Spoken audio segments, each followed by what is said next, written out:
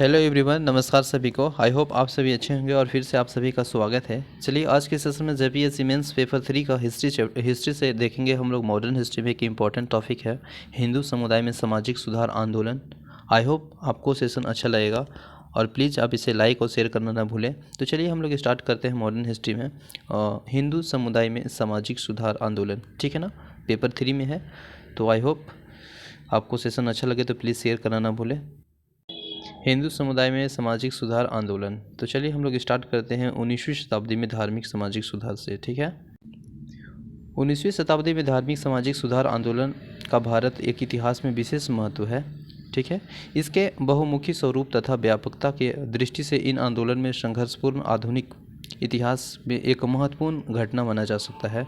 इन आंदोलनों ने जहां एक और धार्मिक तथा सामाजिक सुधार का आह्वान किया, वहीं दूसरी ओर इन्होंने भारत की अतीत की उजागर कर भारतवासियों के मन में आत्मसम्मान तथा आत्मगौरव की भावना जगाने की कोशिश की। धार्मिक उपदेश के साथ साथ आंदोलन के नेताओं ने स्वतंत्रता और समानता के भी उपदेश दिए।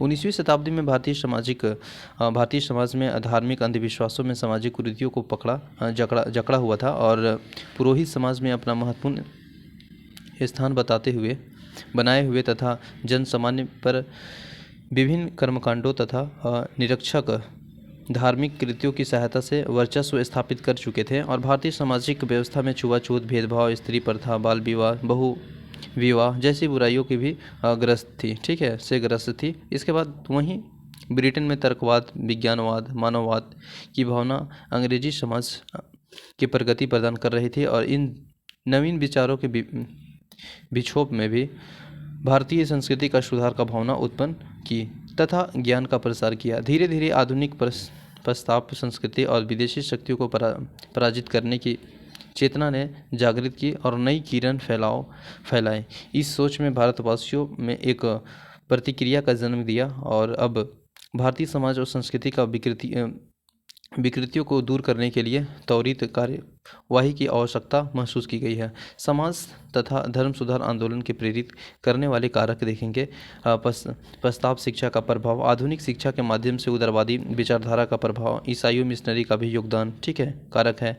इसके बाद देखेंगे तो भारतीय तथा औपचारिक शोषण के विरुद्ध प्रतिक्रिया, ब्रिटिश सरकार द्वारा समाज सुधार में संबंधित कानून का प्रभाव, आर्थिक परिवर्तन, फलस्वरूप नवीन वर्ग का उद्देश्य जैसे नवीन शहर वर्ग, नवीन पूंजीपति वर्ग। ठीक है, सुधारों का आयाम, इसमें देखेंगे कि सुधारों के आयाम में कि भारतीय समाज सुधारकों का प्रमुख उद्देश्य मानववाद, तर्कवाद तथा विश्वव्यापी नजरिए के आलोक में पूरा सामाजिक धार्मिक मान्यताओं का आत्ममंथन करना तथा उन्हें ग्रह बनाना था। ठीक है, जिसके प्रमुख क्षेत्र थे जैसे में धर्म हो गया, समाज हो गया। ठीक है, ये सभी क्षेत्र थे जो कि हम लोग देखेंगे अभी। धर्म में हो गया जैसे धार्मिक अंधविश्वास, मूर्ति पूजा, बहुत्ववाद, पंडितों द्वारा शोषण, समाज में जातिवाद, छुआछूत हो गया, छुआछूत। ठीक है, नारी मुक्ति, सती प्रथा, शिशु हत्या, विधवा और बाल विवाह, समाज उत्थान हेतु शिक्षा का प्रसार। सुधारों की प्रणाली अगर देखेंगे, पहला में तो आंतरिक सुधारों प्रणाली राजा राम मोहन राय द्वारा प्रारंभ की गई थी और यह प्रणाली इस विश्वास पर चलती है कि सुधार में प्रभावशाली बनाने के लिए यह आवश्यक है कि वह समाज में अंदर से ही हो। इसके अंतर्गत वाद विवाह हो, पुस्तक लेखन, नवीन सोच और आलोचनात्मक वैज्ञानिक स्वभाव उत्पन्न करने का प्रयास किया गया है। कानूनी द्वारा सुधार, केशव चंद्र सेन, महादेव गोविंद रनाडे तथा वीर सेलिंगन्स पातलू जैसे जो सुधारकों का मानना था कि सुधार के प्रयास में वास्तव में एक प्रभावशाली नहीं हो सकते हैं जब तक उन्हें राज्य का सहयोग न प्राप्त हो। ठीक है, कानून द्वारा सुधार, इसमें देखेंगे कि प्रतीकात्मक और बदलाव द्वारा सुधार। इसके अंतर्गत प्रमुखतः दक्षिणारंजन और मुखर्जी और राम गोपाल घोष तथा कृष्ण मोहन बनर्जी ने परंपराओं का जो बहिष्कार किया और समाज के मान्यता प्राप्त मानदंडों को खिलाफ विद्रोह किया था। सामाजिक कार्यों द्वारा सुधार, आर्य समाज रामकृष्ण मिशन द्वारा सामाजिक कार्यों से सुधार व पुनर्जागरण के विचारों को बढ़ावा देने का प्रयास किया गया। स्वरूप, इन आंदोलन के प्रकृति के पश्चिमीकरण की प्रक्रिया के रूप में नहीं देखा जाना चाहिए, क्योंकि इस प्रस्ताव संस्कृति के अंधानुकरण की दृष्टिकोण नहीं था। इन सामान्यता क्रांति का दृष्टिकोण अनुपस्थिति था और अपवाद यंत्र बंगाल आंदोलन, यह आंदोलन सामाजिक धार्मिक दोनों सुधारों से जुड़े हुए थे। ठीक है, इसके बाद फिर नेक्स्ट पॉइंट देखेंगे। सुधारों का स्वरूप प्रगतिशील विचारों के आधार पर निर्मित होने के कारण इन्हें आधुनिकीकरण की प्रक्रिया के तौर पर देखा जाना चाहिए था। ठीक है, और इसमें वैज्ञानिक दृष्टिकोण को अपनाए जाने की दृष्टिकोण था। अधिकतर सुधारों का स्वरूप प्रजातांत्रिक तथा जिसके अंतर्गत सामाजिक न्याय का समानता पर बल दिया गया था और इनमें व्यवहारिकता और संसारिकता पर बल दिया गया था। सामान्यतः तौर पर यह आंदोलन धर्मनिरपेक्ष स्वरूप के थे। अब देखेंगे सुधार आंदोलन के परिणाम। ठीक है, समाज में तर्कवाद, विज्ञानवाद, मानवतावाद का प्रसार, साथ ही साथ अतीत का उजागर और आत्मसम्मान का भाव पैदा करना। धार्मिक तथा सामाजिक ढांचे में अनेक सुधार हुए, जैसे सती प्रथा उन्मूलन, स्त्री शिक्षा आंदोलनों ने बाकी विश्व के साथ भारत के अलगाव के समाप्त कर दिया और धार्मिक उपदेशों के साथ साथ स्वतंत्रता का समानता के भी उपदेश दिए। शैक्षिक क्षेत्र में आधुनिक धर्मनिरपेक्ष शिक्षा का प्रोत्साहन, आत्मविश्वास तथा सांस्कृतिक गौरव प्रदान कर राष्ट्रवाद के प्रसार में अहम भूमिका निभाई। सुधार आंदोलन की सीमाएं देखेंगे कि सुधारकों ने यद्यपि भारतीय समाज के सामाजिक, धार्मिक और स्वरूप को पहचान लिया, परंतु इसके राजनीतिक स्वरूप को पहचानने में चूक कर दी। सुधारकों ने आर्थिक समस्याओं, गरीबी, अकाल को ज़्यादा महत्व नहीं दिया, ग्रामीण क्षेत्र व निम्न वर्गों के ज़्यादा प्रभावित नहीं कर सके। पुरातत्व तत्वों पर बल देने के सांप्रदायिकता का विकास को अप्रत्यक्ष रूप से मदद मिली, जैसे आर्य समाज बहावी आंदोलन। कई सुधारकों विचारों को कार्य रूप देने की आंशिक रूप में सफल रहे, जैसे यंग बंगाल आंदोलन। इसके बाद देखेंगे कि सुधार आंदोलन भारतीय पुनर्जागरण के रूप में इसे पुनर्जागरण कहा जाना चाहिए, क्योंकि इसमें बुद्धिवाद के तत्व, तर्कवाद के तत्व और मानवतावाद के तत्व दिखाई देते हैं। साथ ही साथ देखेंगे तो साथ में ही अतीत पर बल दिया तथा सामाजिक धार्मिक सुधारों पर भी बल दिया गया था। ठीक है, अतः यूरोपीय पुनर्जागरण के तहत यह भारतीय पुनर्जागरण था, परंतु तथ्यों का ठीक से मूल्यांकन करने पर यह धारणा सत्य प्रतीत नहीं होती है, क्योंकि मानववाद का पक्ष बहुत संकीर्ण था तथा भौगोलिक खोज का पक्ष अनुपस्थिति तथा वैज्ञानिक आविष्कारों की तरफ ध्यान नहीं दिया गया। कला और साहित्य में विशेष प्रगति नहीं हुई। आंदोलन का दृष्टिकोण क्षुद्र और मनोवैज्ञानिक पर आधारित था। फिर भी इसे भारतीय नवजागरण कहा जाना चाहिए कि इसके कुछ उपबंधियाँ क्रमशः इस प्रकार हैं। सुधारकों के प्रति ब्रिटिश सरकार की रुचि के कारण था। औद्योगिक पूंजीवाद की मांग के अनुकूल भारत में आंशिक आधुनिकीकरण हुआ। ठीक है, इसके बाद नेक्स्ट हम लोग देखेंगे नवीन विचारधारा, उदारवादी उपयोगितावाद का प्रभाव पड़ा तथा तृतीय आंग्ल मराठा युद्ध के पश्चात शांति और स्थिरता के परिणाम स्वरूप सुधार के काल आरंभ हुआ। ब्रिटिश संसद के मुख कंपनी शासन का सामाजिक सुधार, रोधमुखी और औचित्य सिद्ध करना तथा नवीन शिक्षा प्राप्त भारतीयों को सुधार हेतु दबाव। अब देखिए प्रमुख समाज सुधार कानून, शिशु हत्या उन्मूलन कानून जो कि 1795 में रेगुलेशन द्वारा पुनः 1804 से तथा 1870 में रेगुलेशन द्वारा प्रतिबंध किया गया।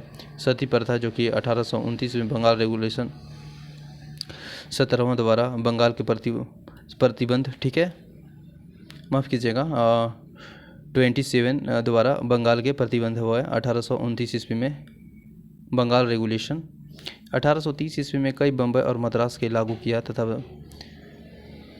प्रतिक्रिया राधाकांत देव बंगाल दास प्रथा के देखेंगे तो 1789 में कॉर्नवालिस द्वारा प्रतिबंध और 1832 को रेगुलेशन 3 द्वारा एक क्षेत्र से दूसरे में खरीद बिक्री का प्रतिबंध। 1843 में रेगुलेशन 5 के अनुसार दास प्रथा का समाप्त कर दिया गया। ठीक है, अब देखेंगे जाति आयोग उन्मूलन अधिनियम डलहौजी द्वारा 1850 में रेगुलेशन 21 द्वारा विधवा पुनर्विवाह अधिनियम 1856 में बाल विवाह देखिएगा तो 1872 का जो कि सिविल मैरिज एक्ट है, 1891 में एज ऑफ कैसेंट एक्ट और 1830 में शारदा एक्ट आया था। प्रमुख व्यक्तित्व धार्मिक सुधारक जैसे में हेनरी डेरोजियो तथा यंग बंगाल आंदोलन। 19वीं शताब्दी के तीसरे और चौथे दशक में बंगाल के बुद्धिजीवियों के उग्रवादी प्रवृत्ति का जन्म हुआ और इस आंदोलन में यंग बंगाल आंदोलन के नाम से भी जाना जाता है। ठीक है। प्रणेता हेनरी विलियम डेरोजियो ने 1809 से 31 ईस्वी के मध्य ठीक है, डेरोजियो एंग्लो इंडियन थे और 1826 से 1831 तक हिंदू कॉलेज में इतिहास के प्रधानाध्यापक रहे थे और फ्रांस के महान क्रांति के अतिशय प्रभावित थे। इन्होंने अपने विद्यार्थियों को विवेकपूर्ण और मुक्त ढंग से सोचने के सभी आधारों को प्रामाणिकता की जांच करने के, मुक्त समानता और स्वतंत्रता से प्रेम करने तथा सत्य की पूजा करने के लिए प्रेरित किया। नारी अंधविश्वासों के पक्के हिमायती थे और किसानों से संबंधित प्रश्न को नहीं उठाया। इनकी परिचर्चा के विषय में विधवाओं का उदार और मूर्ति पूजा तथा सभी प्रकार के रूढ़िवादियों का विरोध किया। ठीक है। नेक्स्ट देखेंगे यहाँ पे देवेंद्र नाथ ठाकुर। 1833 ईस्वी में राम मोहन राय की मृत्यु के पश्चात 1836 में देवेंद्र नाथ ठाकुर ने ब्रज समाज की संभाला और 1839 ईस्वी में इन्होंने तत्वबोधिनी सभा की स्थापना की थी और तत्वबोधिनी सभा तथा उसके मुख्य अंग तत्वबोधिनी पत्रिका ने बंगाल भाषा में भारत के अतीत सुव्यवस्थित अध्ययन को प्रोत्साहित किया। 1843 ईस्वी में देवेंद्र नाथ ठाकुर ने ब्रज समाज का पुनर्गठन किया और समाज में सक्रिय रूप से विधवा पुनर्विवाह, बहुविवाह, अनुमूलन, नारी शिक्षा, आत्मसमय के आंदोलन को समर्थन किए थे। इसके बाद केशव चंद्र सेन 1834 से 1884 ईस्वी तक केशव चंद्र आचार्यवर्त थे। आचार्यवर्त से ब्रज समाज काफ़ी लोकप्रिय हुआ था और उत्तर प्रदेश, पंजाब, मद्रास में शाखाएं खुली थी। ठीक है। केशव चंद्र ने उत्तरवादी दृष्टिकोण के कारण ब्रज समाज में फूट केशव चंद्र कई बातों के आधार पर हिंदू धर्म के संकीर्ण मानते थे और संस्कृति के मूल पाठों के प्रयोगों को उचित नहीं मानते थे। उनकी सभा से सभा धर्मों के धर्म ग्रंथों का पाठ लाना होने लगा और अंत में 1856 ईस्वी में केशव चंद्र के आचार्य की उपाधि छीन ली गई थी। केशव चंद्र ने एक आंग्ल संगठन द ब्रज समाज ऑफ इंडिया की स्थापना की थी। ठीक है। इसके बाद देखेंगे कि 1878 ईस्वी में केशव चंद्र सेन ने 13 वर्षीय पुत्री का विवाह कुछ विहार के राजा के साथ किए और प्रश्न पर ब्रज समाज की पुनः फूट गई थी। 1878 ईस्वी में साधारण ब्रज समाज की स्थापना हुई और आनंद मोहन बोस इसके अध्यक्ष थे। ईश्वर चंद्र विद्यासागर 1820 से 91 ईस्वी में इन्होंने संस्कृत पढ़ने के लिए नई तकनीकी विकसित की है और इन्होंने बंगला वर्णमाला लिखी थी जो कि अब भी प्रचलित है। इन्होंने बंगला के आधुनिक ग्रंथ शैली को विकास में सहायता दी। कौन? ईश्वर चंद्र विद्यासागर। इन्होंने संस्कृत कॉलेज के दरवाजे गैर ब्राह्मण और विद्यार्थियों के लिए खोल दिया था। ठीक है। और उन्होंने संस्कृत कॉलेज में पाश्चात्य चिंतन का अध्ययन आरंभ किया था और विद्यासागर ने विधवा पुनर्विवाह के लिए एक लंबा संघर्ष चलाया। इस संदर्भ में उन्होंने 14 अक्टूबर सन 1855 ईस्वी को कंपनी सरकार को एक ज्ञापन दी थी जो कि 16 जुलाई 1856 ईस्वी में हिंदू विधवा पुनर्विवाह अधिनियम के रूप में अस्तित्व में आया। 7 दिसंबर सन 1856 ईस्वी को कलकत्ता में उच्च वर्ण के हिंदुओं में देश का पहला विधवा पुनर्विवाह संपन्न हुआ। सन 1850 में विद्यासागर के बाल विवाह को संकीर्ण विरोधी आरंभ किया और स्त्रियों की उच्च शिक्षा में वह प्रबल समर्थन थे। विद्यासागर के निरीक्षण के रूप में उन्होंने 35 कन्या विद्यालयों को भी स्थापना की थी। ठीक है। इसके बाद फिर हम लोग नेक्स्ट पॉइंट देखेंगे। वैथुन स्कूल के सचिव के रूप में स्त्रियों की उच्च शिक्षा के लिए महत्वपूर्ण कार्य किए और साथ ही साथ 1851 ईस्वी में वह संस्कृत महाविद्यालय के प्रधानाचार्य के पद पर पहुंचने में सफल हुए। 1855 से 1860 ईस्वी के मध्य में 25 विधवा पुनर्विवाह का संपन्न हुआ। स्वामी विवेकानंद और रामकृष्ण आंदोलन। स्वामी विवेकानंद का जन्म 1863 ईस्वी में कलकत्ता के संभ्रांत कायस्थ परिवार में हुआ था और बचपन का नाम था वो नरेंद्र नाथ था और वे रामकृष्ण परमहंस के महान शिष्य थे। रामकृष्ण परमहंस 1834 से 86 ईस्वी तक कलकत्ता में काली मंदिर के पुजारी थे और वह मूर्ति पूजा में विश्वास रखते थे। उन्होंने तीन प्रकार की तांत्रिक, वैष्णव और अद्वैत आराधना की और उन्होंने इस बात पर बार बार जोर दिया कि ईश्वर और मुक्ति तक पहुंचने के लिए अनेक मार्ग हैं और मानव सेवा ईश्वर का सेवा है, क्योंकि मानव ईश्वर का मूर्त रूप है। विवेकानंद ने सामाजिक रूप से सामाजिक कर्म पर जोर दिया और संवर्धन सद्भाव की घोषणा की तथा धार्मिक मामलों में किसी भी प्रकार की संकीर्णता का निंदा की। वे स्वयं वेदांत के समर्थक थे। उन्होंने वेदांत को पूर्ण रूपेण विवेकशील प्रणाली घोषित किया और विवेकानंद ने शेष संसार से संपर्क तोड़ लेने तथा गतिहीन और संवेदनहीन बन जाने के कारण भारतीयों को आलोचना की। उन्होंने लिखा कि गति की जीवन का चिन्ह है, मतलब गति ही जीवन का चिन्ह है, यानी इंडिकेट है। ओके, नेक्स्ट है कि सन 1893 में शिकागो में और 1900 ईस्वी में पेरिस में आयोजित विश्व धर्म संसद में भारत के प्रतिनिधित्व किए थे और वहीं पे स्पीच दिए थे। आप सभी जान रहे हैं कि बहुत ही फेमस हुए थे 1893 में शिकागो में। नेक्स्ट है उन्होंने यूरोपीय देशों में सुदूर पूर्वी देशों में जापान आदि की व्यापक यात्रा की है और उन्होंने 1897 में कलकत्ता में रामकृष्ण मठ की भी स्थापना किया था। 1897 में उन्होंने मानववादी तथा समाज सेवा कार्य चलाने के लिए रामकृष्ण मिशन की स्थापना की और उनके अनुसार भूखे व्यक्ति को धर्म की बात कहना ईश्वर तथा मानवता का अपमान है। ब्रज समाज देखेंगे, भारत में समाज सुधार आंदोलन का शुरुआत बंगाल से माना जाता है और इन आंदोलनों को नृत्य राजा राम मोहन द्वारा किया गया था और इन सुधार आंदोलनों के प्रवर्तक नवजागर का अग्रदूत, आधुनिक भारत का पिता तथा नव प्रभात का तारा कहा जाता है। राजा राम मोहन राय पाश्चात्य चिंतन के मिले जुले रूप हैं और प्रतिनिधित्व करते थे। राजा राम मोहन राय हिंदू समाज के व्यापक बुराइयों को दूर करने के प्रयास किया और उन्होंने सती प्रथा, बहुविवाह, ठीक है, विश्वागमन और आदि समाप्त करने का बीड़ा उठाया और रूढ़िवादी समाज में समाज का सुधारक के तौर पर राजा राम मोहन राय का योगदान अविस्मरणीय है। ठीक है, इसके बाद हम लोग नेक्स्ट देखेंगे।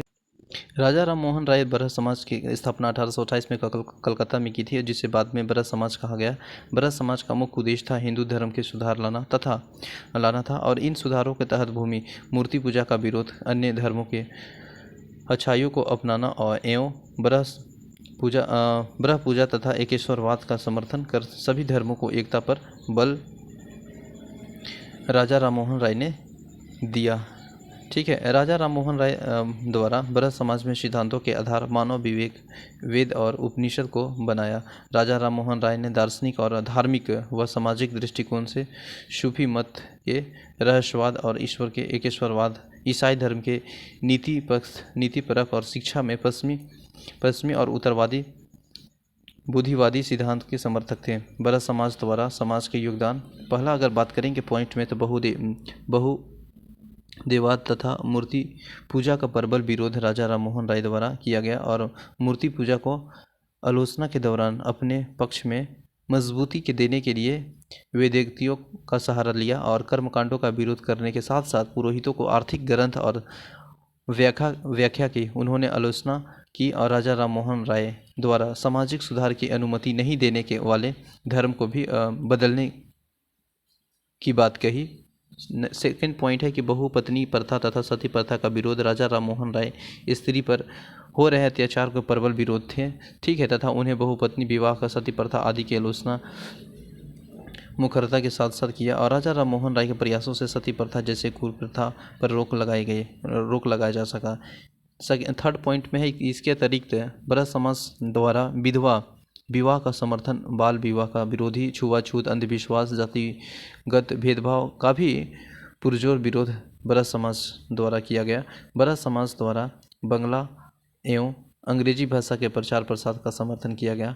राजा राम मोहन राय का उद्देश्य किसी धर्म की स्थापना करना नहीं था, बल्कि हिंदू धर्म में सुधार करना था। राजा राम मोहन राय की मृत्यु के पश्चात ब्रज समाज की बागडोर देवेंद्र नाथ टैगोर ने संभाला। उन्होंने ब्रज समाज को नई चेतना एवं स्वरूप प्रदान किया।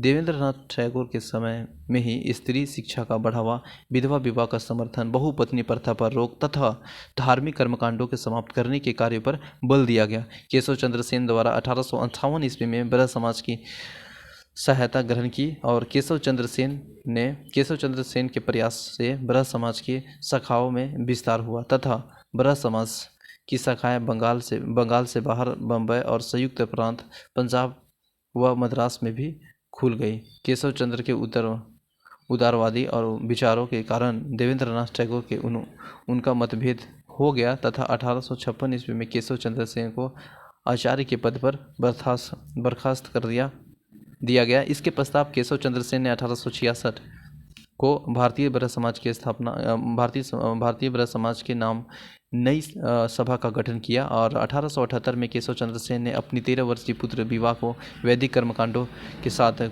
कुछ बिहार के राजा के साथ कर दिया और जिसका जो विरोध केशव चंद्र सेन के समर्थक द्वारा किया गया था। इस विरोध के कारण केशव चंद्र सेन ने भारतीय ब्रह्म समाज से अलग हो गया और साथ में उन्होंने साधारण ब्रह्म समाज की स्थापना की। ठीक है, अब देखेंगे कि उत्तर भारत में सामाजिक धार्मिक आंदोलन दयानंद सरस्वती 1824 से 1883 ईस्वी के मध्य जन्म 1824 में गुजरात में काठियावाड़ के मोरवी रियासत में एक ब्राह्मण परिवार में हुआ था। इनका बचपन का नाम मूलशंकर था और गुरु का नाम स्वामी बिरजानंद था। ठीक है, आर्य समाज की स्थापना स्वामी दयानंद सरस्वती ने 1875 ईस्वी में बम्बई में की थी और उत्तरी भारत में हिंदू धर्म का सुधारण का कार्य आर्य समाज ने किया था। पंजाब, उत्तर प्रदेश, राजस्थान, बिहार कुछ भागों में इसका प्रभाव अच्छा था। सबसे ज़्यादा यह उत्तर पश्चिम भारत में लोकप्रिय हुआ और केशव चंद्र से वे विशेष रूप से प्रभावित थे। इन्होंने अपना प्रसिद्ध पुस्तक सत्यार्थ प्रकाश में अपने मूल विचारों को व्यक्त किया और सत्यार्थ प्रकाश हिंदी भाषा में लिखी थी। ठीक है, दयानंद ने वेद भाष्य भूमिका संस्कृत तथा हिंदी भाषाओं में है और वेद भाष्य संस्कृत में 2 अन्य कृतियाँ भी रचना की है। स्वामी दयानंद के विचार के देखेंगे तो पुरोहितों ने पुराणों की सहायता से हिंदू धर्म के दूषित कर दिया और पुराण झूठी शिक्षाओं से भी भरे हुए हैं। इसके बाद उन्होंने वेदों का सहारा लिया और उन्हें भ्रमों से परे बताया और उन्होंने कहा कि वेद भगवान का द्वारा प्रेरित है और संपूर्ण ज्ञान के स्रोत है। इस प्रकार उन्होंने वेदों की ओर लौटो का नारा दिया। कौन दिया? स्वामी दयानंद। ठीक है, इसके बाद फिर उनका विश्वास था कि हर व्यक्ति ईश्वर तक सीधी पहुंच है और हिंदू रूढ़िवादियों को भरसनता कि वे मूर्ति पूजा, कर्मकांड, पुरोहित और विशेषकर जाति प्रथा और ब्राह्मणों द्वारा प्रचारित हिंदू धर्म के विरोधी थे। इसके बाद सन 1875 ईस्वी में आर्य समाज का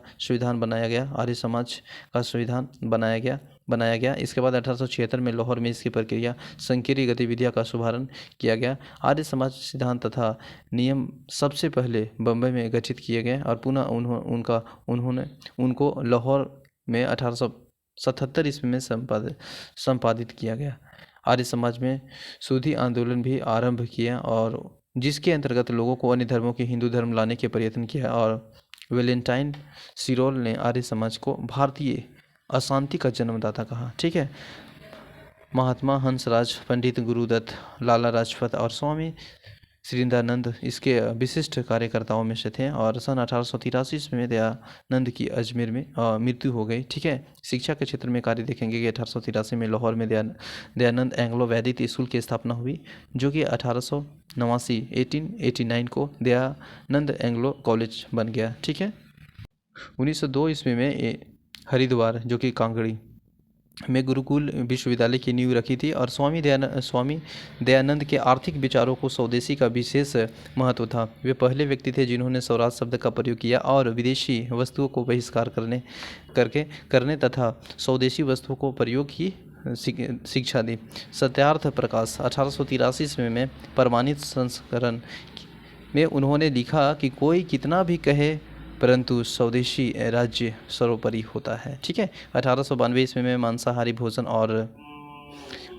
भोजन तथा शैक्षणिक संस्थानों का उद्देश्य विषयों पर मतभेद होने के कारण आर्य समाज में 2 उप संप्रदायों में विभाजित हो गया और 1892 ईस्वी में आर्य समाज ने गौरक्षिणी सभा की स्थापना की। पश्चिम भारत में सामाजिक सुधार आंदोलन। पश्चिम भारत में आंदोलन के पहल तथा नृत्य करने वाले शुरुआत में बौद्धिकों में सर्वप्रथम थे, सर्वप्रथम थे, जैसे बाल शास्त्री, जावड़ेकर और दादोबा, ठीक है, दादोबा और पांडुकर, ठीक है, ताराखंड ताराखंडकर और भास्कर पांडुरंग, गोपाल हरि देशमुख आदि थे। 1840 के दशक में परमहंस मंडली की स्थापना की तथा महाराष्ट्र के धर्म सुधार आंदोलन प्रारंभ हुआ और इनका उद्देश्य था मूर्ति पूजा एवं जाति प्रथा का विरोध करना और विधवा विवाह का समर्थन करना। पश्चिम भारत में पहले धर्म सुधारक गोपाल हरि देशमुख लोकहितवादी और तथा उन्होंने हिंदू धर्म के रूढ़िवादियों पर गंभीर प्रहार किया। उन्होंने मराठी साप्ताहिक और प्रभाकर में अपने प्रसिद्ध सत्प्रेरणा लिखे, ठीक है, उन्होंने शपथ श्रेणी लिखे, ठीक है, और उन्होंने एकेश्वरवाद का प्रचार किया और जाति प्रथा का निंदा की। 1877 में उन्होंने जाति भेद नामक पुस्तक लिखी थी। महादेव गोविंद रनाडे के देखेंगे कि महाराष्ट्र में ब्रज समाज के प्रभाव में प्रार्थना समाज की स्थापना हुई और प्रार्थना समाज की स्थापना डॉक्टर आत्म राव पांडुरंग 1833 से 98 ईस्वी के नेतृत्व में केशव चंद्र सेन का प्रेरणा में हुई है। R.G. भंडारकर, ठीक है, R.G. भंडारकर और महादेव गोविंद रनाडे के इस संस्था में सम्मिलित हो जाने से समाज में कई नई शक्ति मिली थी और रनाडे ने D.K. कर्वे के सहयोग से महाराष्ट्र में 1861 ईस्वी में विंडो री मैरिज एसोसिएशन की स्थापना की तथा इनके प्रयत्नों में दक्कन एजुकेशन सोसाइटी का जन्म हुआ। इसका रूपांतरण बाद में पुनः फर्गुसन कॉलेज नाम से ही हो गया था, ठीक है। प्रार्थना समाज में सफलता का सर्वाधिक श्रेय रनाडे को है और नई ज्ञान की पृष्ठभूमि में हिंदू धर्म और समाज में सुधार लाने के उद्देश्य से इस संस्था का गठन किया गया। अछूत दलितों और पीड़ित की दशा सुधारकों के उद्देश्य से कई कल्याणकारी संस्थाओं का गठन किया, जैसे दलित जाति महल समाज सेवा संघ, दक्कन शिक्षा सभा आदि, ठीक है। प्रमुख आंदोलन जैसे बम्बई के अन्य सुधार आंदोलनकर्ता थे और नरोजी फरदोनी और दादा भाई नरोजी और R.S. बंगाली, ठीक है। इसके बाद नेक्स्ट है 1851 ईस्वी में उन्होंने रहनुमाई मजदायन सभा नामक धार्मिक संगठन का स्थापना की, जिसका उद्देश्य था पारसी आस्थाओं तथा सामाजिक प्रथाओं का आधुनिकीकरण, महिलाओं की शिक्षा के प्रवर्तन और उन्हें वैधानिक अधिकारों का दिलवाने और समूचे पारसी समुदाय में उत्तराधिकार व विवाह के लिए कानून बनाने के लिए इस सभा का संघर्ष चलाया, ठीक है। गुजरात में मेहताजी और दुर्गाराम मंचाराम प्रमुख समाज सुधारक थे। 1844 ईस्वी में उन्होंने मानव धर्म सभा और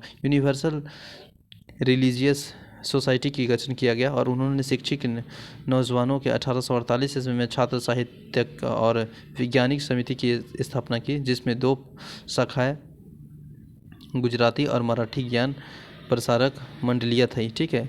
विष्णु शास्त्री पंडित ने 19वीं सदी के छठे दशक में विधवा विवाह संघ की स्थापना की और एक अन्य प्रमुख कार्यकर्ता करसन दास मुलजी थे और जिन्होंने 1852 ईस्वी में विधवा पुनर्विवाह का वकालत की और गुजराती में सत्यप्रकाश पत्र का प्रारंभ किया। दक्षिण भारत में सुधार आंदोलन थियोसॉफिकल सोसाइटी की स्थापना संयुक्त राज्य अमेरिका के मैडम H.P. और ब्लास्की और colonel H.S.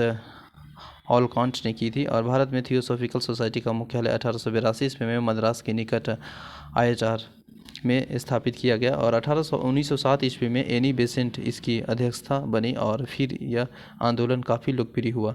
Shrimati Annie Besant ने 1893 ईस्वी में भारत आई और सोसाइटी की मान्यता देखेंगे पॉइंट में तो थियोसॉफिस्टों ने हिंदू धर्म, जरथुस्त्र धर्म और बौद्ध धर्म जैसे प्राचीन धर्मों को पुनर्जीवन करने तथा मजबूत बनाने का प्रयास किया।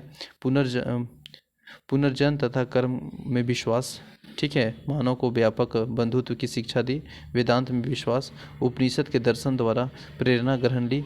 एनी बेसेंट सन 1898 ईस्वी में बनारस में सेंट्रल हिंदू कॉलेज को नींव रखी, जहां हिंदू धर्म और वैज्ञानिक विषय पढ़ाए जाते थे। और आगे चलकर 1916 ईस्वी में एनी बेसेंट हिंदू विश्वविद्यालय बन गया और एनी बेसेंट ने आयरिश स्वराज लीग के नमूने पर भारतीय स्वराज लीग का गठन किया।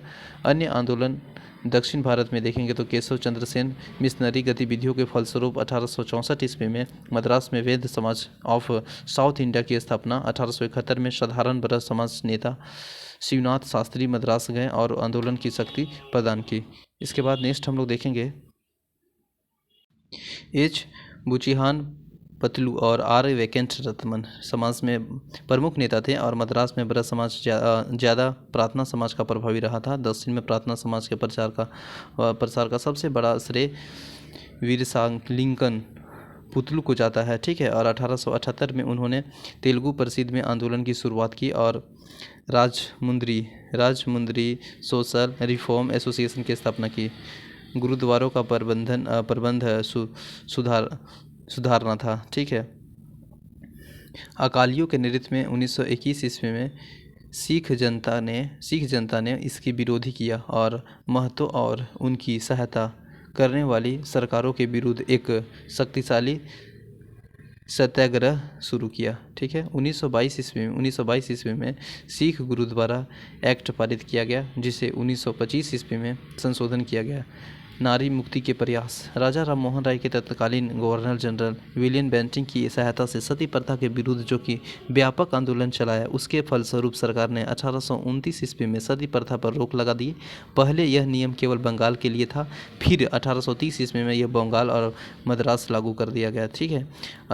एक अन्य क्रूर प्रथा जो कि विशेषकर बंगालियों और राजपूतों को परिचित थी वह थी बालिका शिशुओं को एक महान आर्थिक भार मानकर उसकी शिशुकाल में हत्या करना। अंत में 1795 ईस्वी में बंगाल के नियम 16वें और 1804 ईस्वी के नियम 3 के शिशु हत्या के साधारण हत्या के बराबर मान लिया गया, ठीक है। और इस दिशा में 1870 ईस्वी में कुछ और कड़े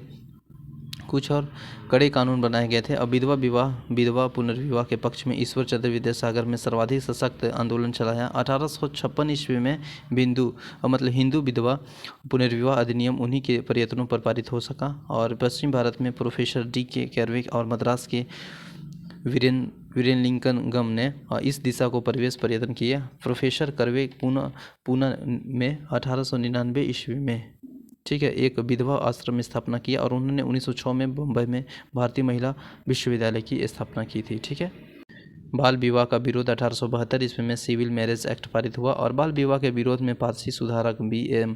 मालावारी का सक्रिय प्रयास किए और उनका प्रयत्नों में फलस्वरूप 1891 में संपत्ति आदेश अधिनियम पारित किया गया। इसके अंतर्गत 12 वर्ष में कम आयु के कन्याओं के विवाह पर रोक लगा दिया गया और 1930 ईस्वी में शारदा अधिनियम द्वारा विवाह की कन्या के न्यूनतम आयु 14 वर्ष, युवकों की न्यूनतम आयु 18 वर्ष, ठीक है। 18 वर्ष युवकों को और 14 वर्ष,